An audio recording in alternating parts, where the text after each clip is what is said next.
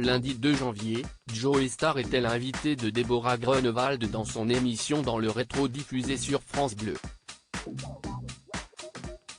Le rappeur a accepté de revenir sur son enfance, notamment sur sa relation avec son père qui le maltraitait. Dans son émission dans le rétro diffusé sur France Bleu, Déborah Grunewald propose à ses auditeurs un voyage dans le temps, un retour sur la vie et la carrière de ses invités. Lundi 2 janvier 2023, elle a reçu Joey Starr, membre du groupe NTM.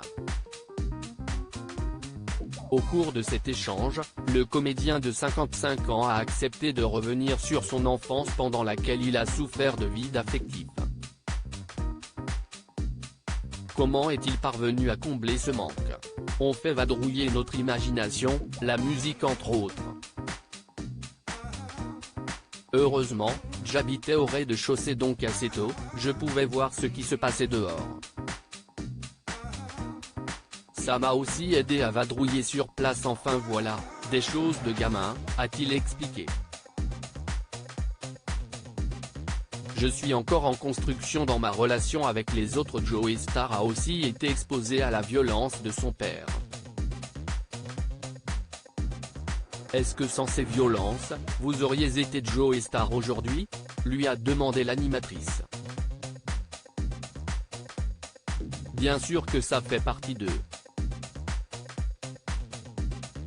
Si est-il pas quelque chose que je mettrais en pratique pour avoir des enfants remontés?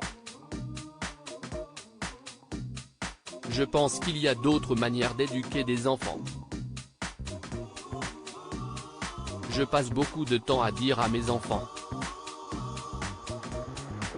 que je suis très fier d'eux et que je les aime.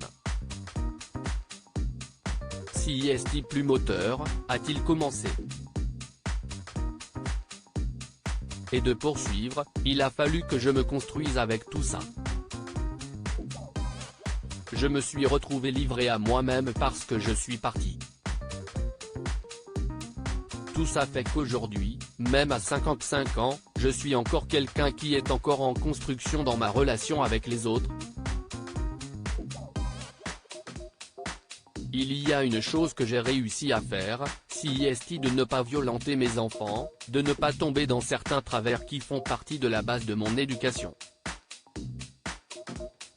Il n'a jamais demandé des nouvelles de ses petits-enfants. Joey Starr ne s'est pas arrêté là dans ses confidences. En effet, il a révélé que la violence de son père envers lui n'était pas que physique. Au niveau de la maltraitance, elle était surtout très verbale. J'étais un peu comme quelqu'un qui avait le syndrome de Stockholm.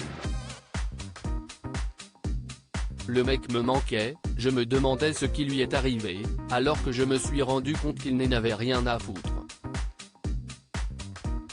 Si est-il quelqu'un à l'heure d'aujourd'hui qui n'a jamais demandé des nouvelles de ses petits-enfants, mais même eux, qu'est-ce ce qu'ils t'ont fait?